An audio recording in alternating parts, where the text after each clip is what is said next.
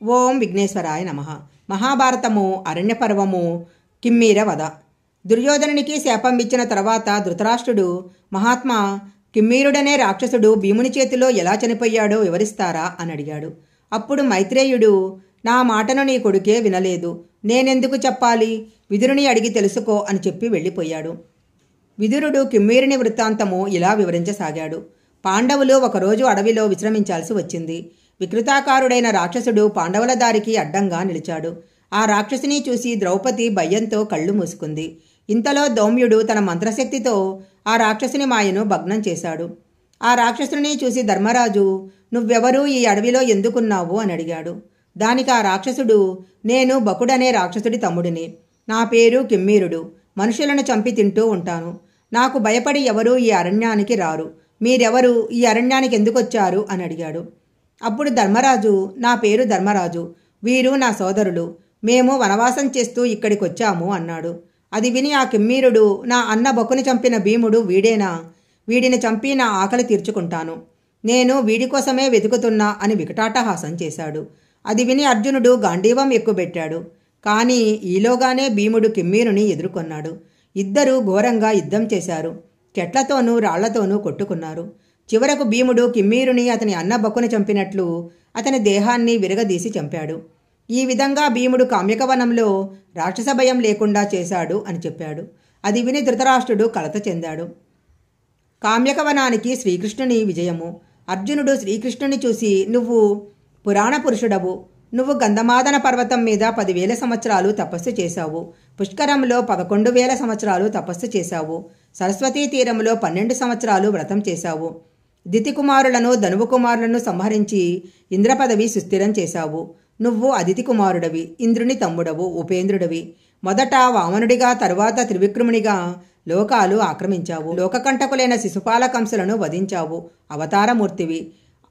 అవృతము, మదము, కోపము, మచ్చరము నీ దగ్గరికి రావు అని స్తుతించాడు.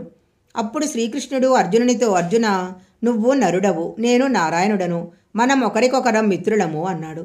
అప్పుడు ద్రౌపదీదేవి కృష్ణుని చూసి, నువ్వు యజ్ఞపురుషుడివి, సర్వవ్యాపివి, సజ్జనులకు నువ్వే దిక్కు, నీకు తెలియనిది లేదు, నాకు జరిగిన పరాభవం చెప్తాను. నేను చక్రవర్తి పాండురాజు కోడలిని, పాండవుల భార్యని, మహావీరుడైన దుష్టజ్యుముని సోదరిని.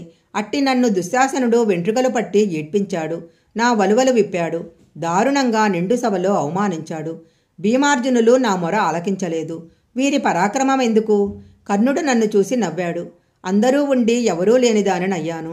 నువ్వు ఆ నవ్వు నా మనసు కాలుస్తుంది. ఆ కౌరవులు భీమునికి విషం పెట్టారు, పాములతో కరిపించారు.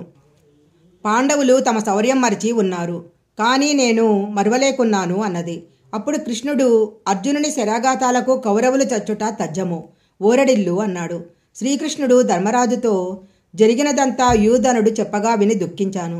ఆ సమయంలో నేను మీ దగ్గర లేను, ఉంటే ఇంత అనర్థం జరిగేది కాదు. నేను ఆ సమయంలో సాల్వుడితో యుద్ధం చేస్తున్నా అన్నాడు. అప్పుడు ధర్మరాజు శ్రీకృష్ణునితో, కృష్ణ, ఆ వృత్తాంతం వివరించు అన్నాడు. సాల్వునితో శ్రీకృష్ణుని యుద్ధం చేయటము. అప్పుడు శ్రీకృష్ణుడు ఇలా చెప్పసాగాడు. రాజసూయ యాగం సమయంలో శిశుపాలుడు నా చేతిలో మరణించిన విషయం మీకు తెలుసు కదా. శిశుపాలుని తమ్ముడు సాల్వుడు అన్నను చంపిన దానికి పగ తీర్చుకోవటానికి ద్వారక మీదకు యుద్ధానికి వచ్చాడు. అప్పుడు నేను మీ వద్ద ఉన్నాను. ద్వారకాపురిని ముట్టడించి నగరం వెలుపల వనాలను నాశనం చేశాడు. ఆ సమయంలో ద్వారకలో ఉన్న సాంబుడు, ప్రద్యుమ్నుడు సాల్వునితో ఘోరంగా యుద్ధం చేశారు.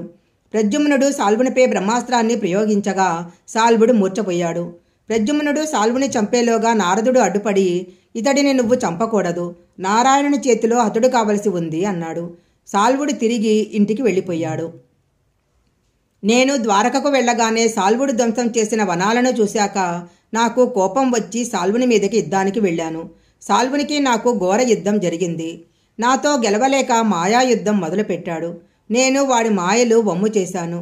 ఇంతలో ద్వారక నుండి వసుదేవుడు సాల్వుని చేతిలో చిక్కాడని నేను వెళ్ళి రక్షించాలని వార్త వచ్చింది. ద్వారకలో బలురాముడు ఉండగా వసుదేవుడు సాల్వునికి ఎలా చిక్కాడు అనుకున్నాను. ఇంతలో సౌంభకమను సాల్వుని రథం నుండి వసుదేవుడు దిగటం చూసి నా చేతిలో ధనస్సు జారి కిందపడింది.